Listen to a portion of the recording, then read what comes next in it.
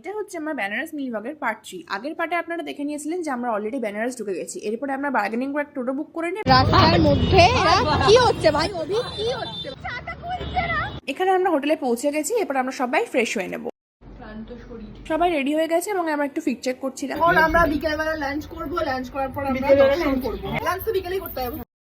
যারা এই সময় বেনারস যাওয়ার জন্য প্ল্যানিং করছেন তারা কিন্তু অবশ্যই একটা করে ছাতা আর ওয়ারেস ক্যারি করবেন। লাঞ্চে আমরা সবাই নিয়েছিলাম একটা করে ভেজ থালি। এরপর আমরা সবাই চলে আসি দশার সময় ঘাটে।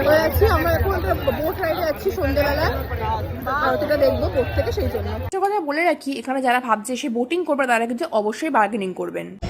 বল শেষ হয়ে গেছে।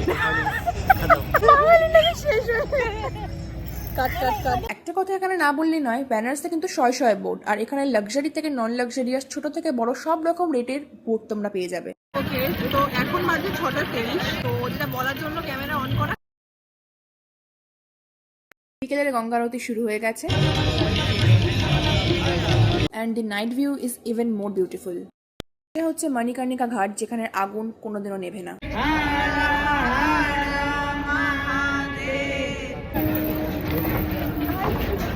If he wants, she will.